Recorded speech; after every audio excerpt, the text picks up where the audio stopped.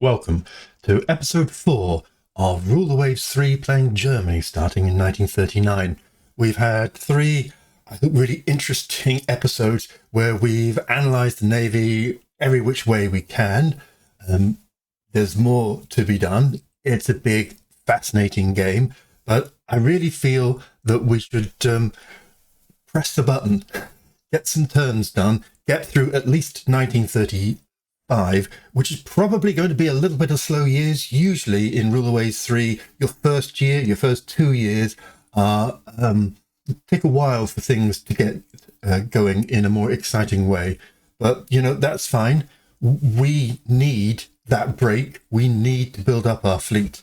So let's bring up the game and zoom in and press the button.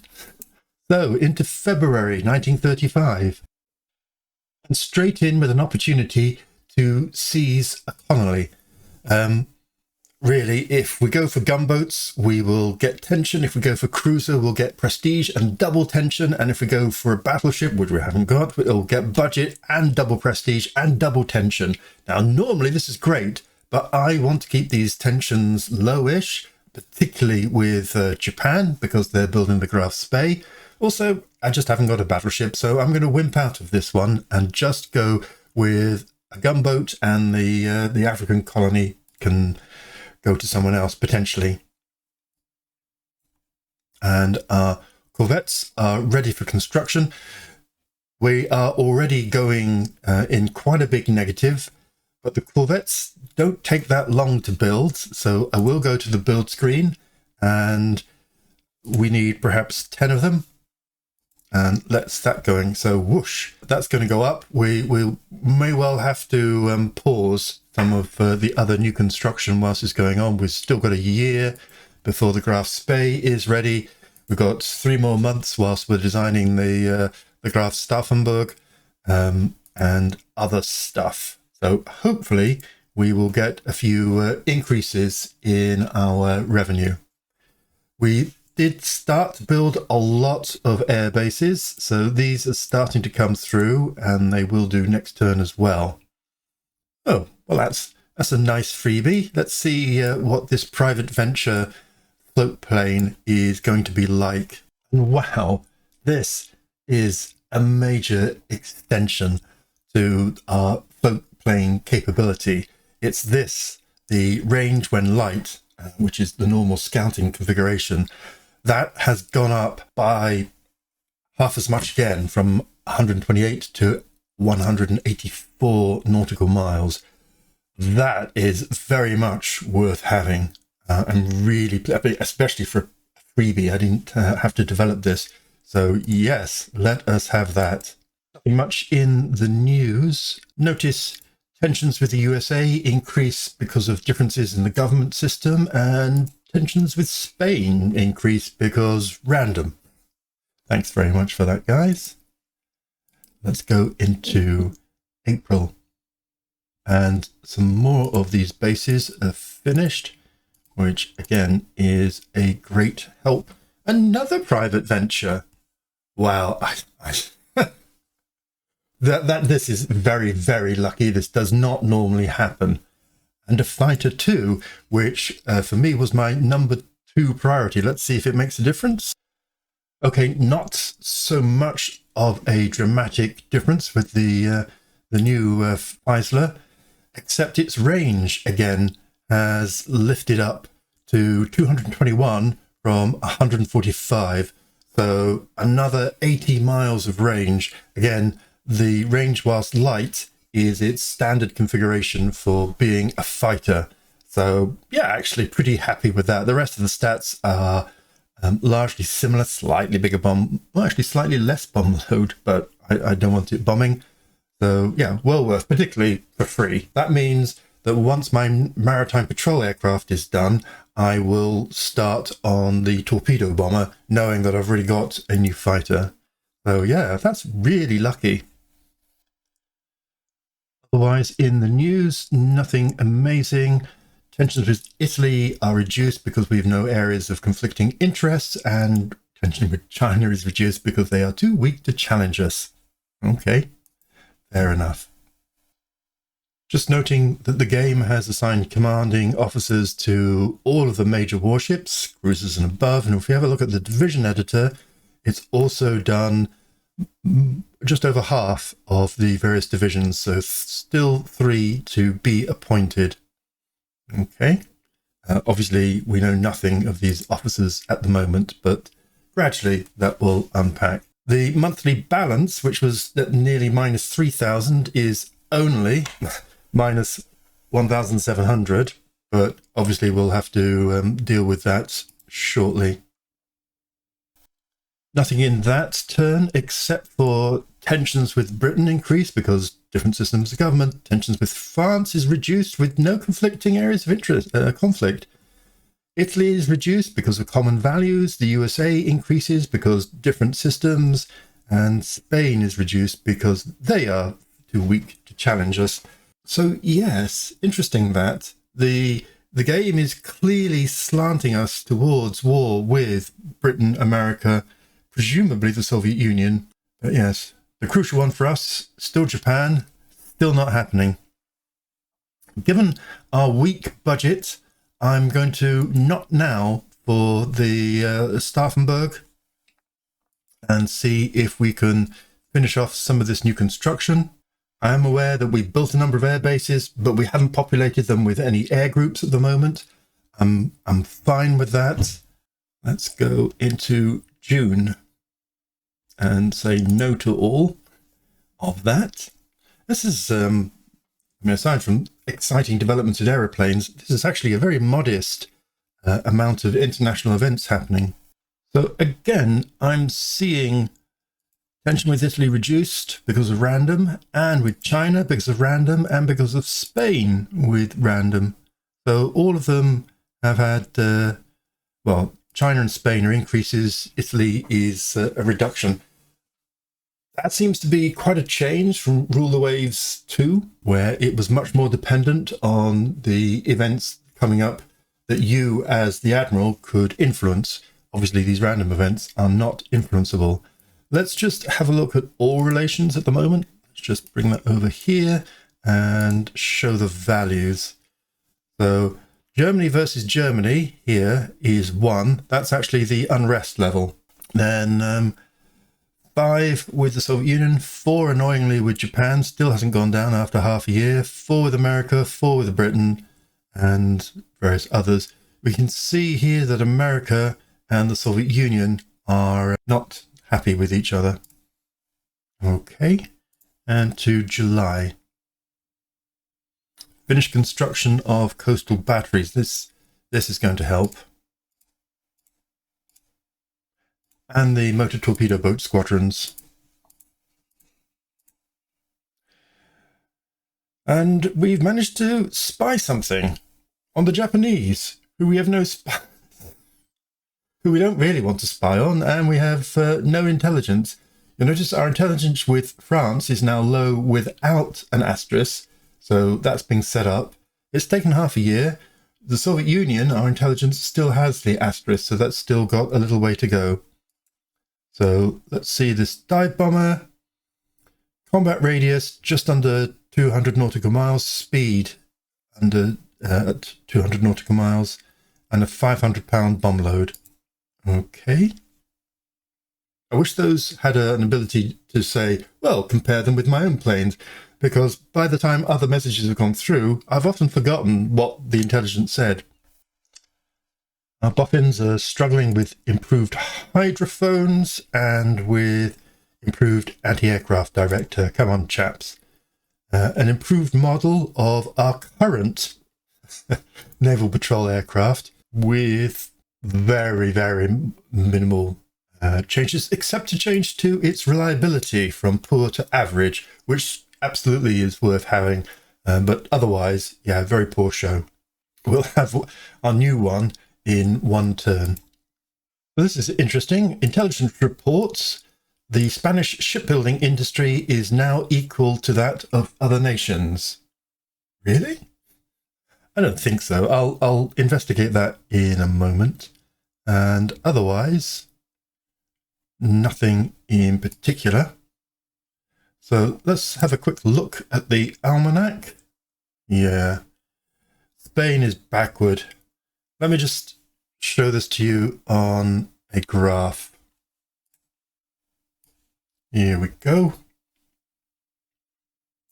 So the purple is the level of tech development. So Germany is at peak, very advanced level, along with Britain and the USA. France is average.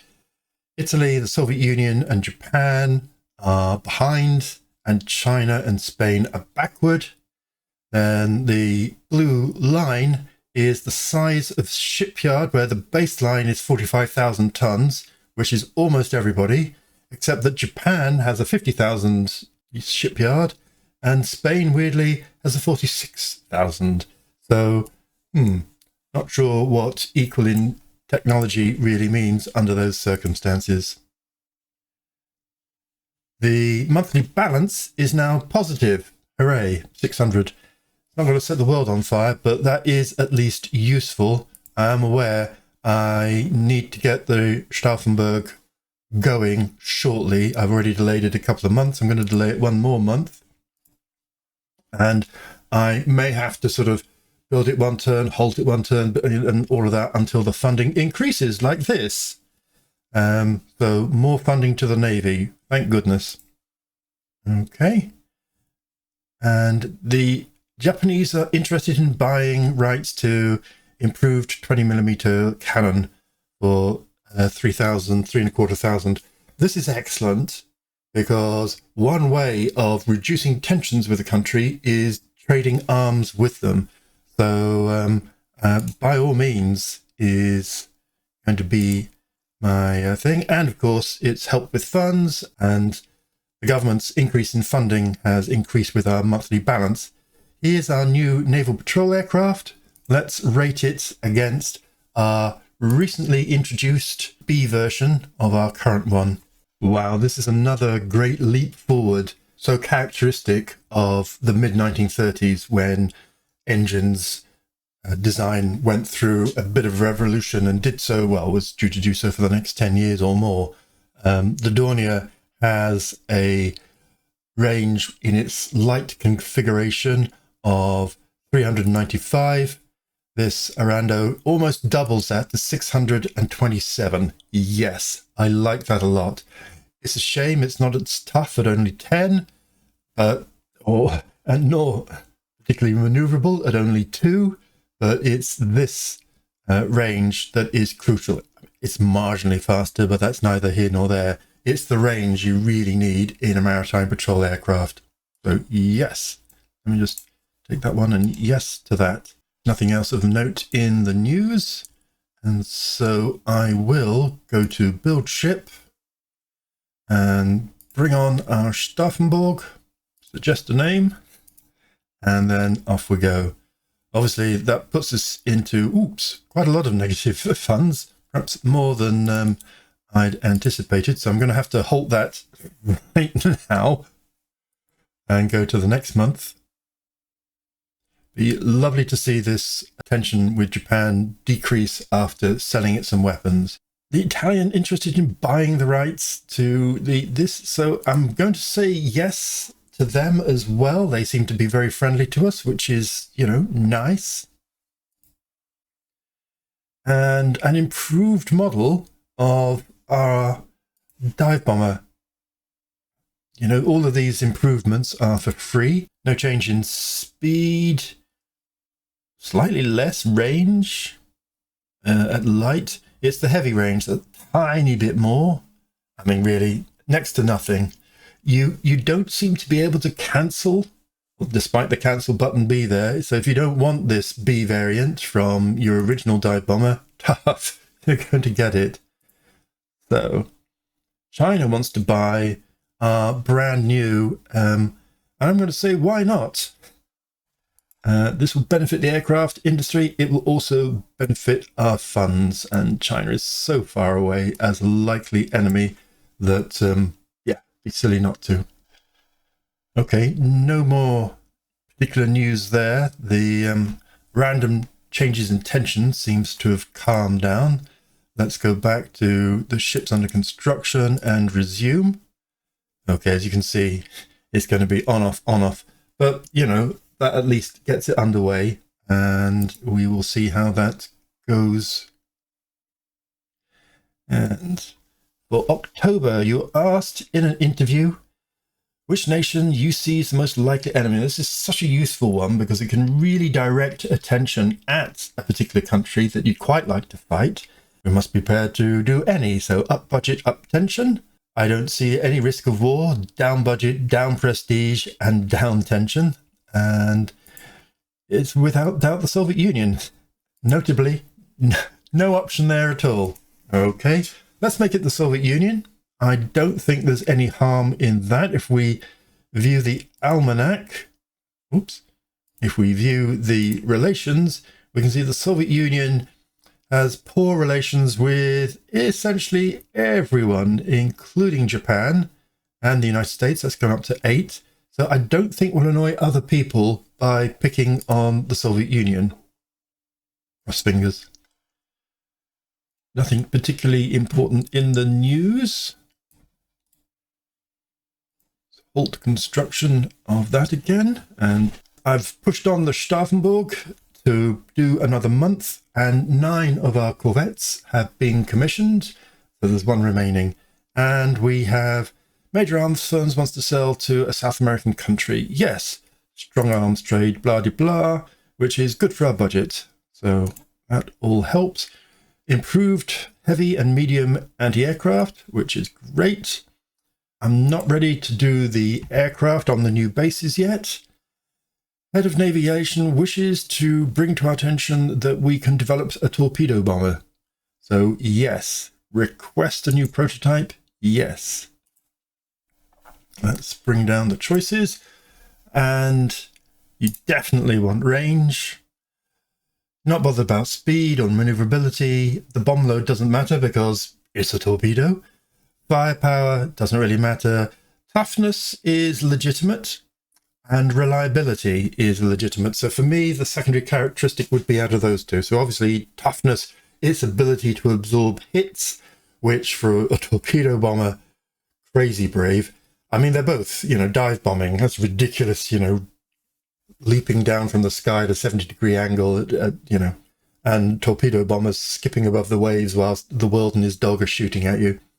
So toughness is a good thing. I'm going to go for reliability, because on an operational level, I think that's more important to actually have them ready to go and strike.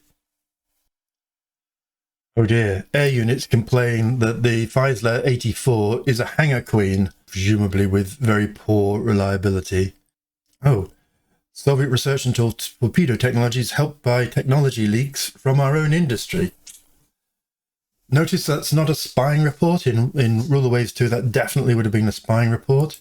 You'll also notice it's now December, and we still don't have, with the Soviet Union, a good spy network. There must be a mod for the Soviet Union that makes spying difficult. I'm going to increase it up to medium in order to push that along. At least our monthly balance now is only minus 300, and so our funds will very slowly build up, slightly helped by this last corvette being built and the Graf Spee coming into service in 2 months' time. Another 4 months after that, fully operational. So that will be great.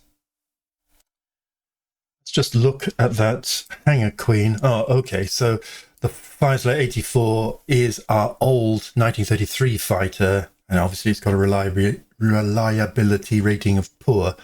So we have a new one under development, which is great. Yep. That's the way round you want it. So as per tradition, let's have a look at the year end. It's my new format. Please feel free to comment if you'd like to see anything else reported. Changes to the fleet. The blue are new stuff, so a new battlecruiser and a new corvette design. And for planes, a new patrol plane, a float plane, and a fighter, although the float plane and the fighter were both freebies. Builds, 9 corvettes, and the new battlecruiser just started. No rebuilds, refits. Couple scrapped, of course. None sunk and no battles. And in news, I've delayed the doctrine choices and delayed whatever the aircraft carrier or indeed AV ship or light cruiser with float planes is going to be like till next year, which, given how stretched our budget's been, is a very wise decision. Talking of budgets, we started with 213 and we've ended with 264, so an increase of 51. Funds have gone down 18 because, it's been a difficult budgetary year because I haven't been able to go full throttle because of having to protect our relationship with Japan. 2 more months to go. Construction, at least we've been able to keep that the same, although we've had to reduce it at various points in the year to stop going into deficits. And we've had a mighty 2 extra tech changes. That's 226, not 227. And then down in tensions, we have no allies. I've noticed the slant where Britain and America and so on tend not to like us. It's not impossible. So in experimental playthroughs, I've had an alliance with Britain unexpectedly, for example. Unrest has gone down to a nice steady 0, which is just where I like to keep it. We have medium tensions with these USSR, Japan, the USA and the UK, and low with Italy, Spain, China, and France. Essentially are really of no consequence to me. That's 1935, and I hope to see you in the next episode for pushing this game into a little bit more of a full throttle year as we are detached from the Japanese and start to see our battle fleet organized as we'd like. Bye for now.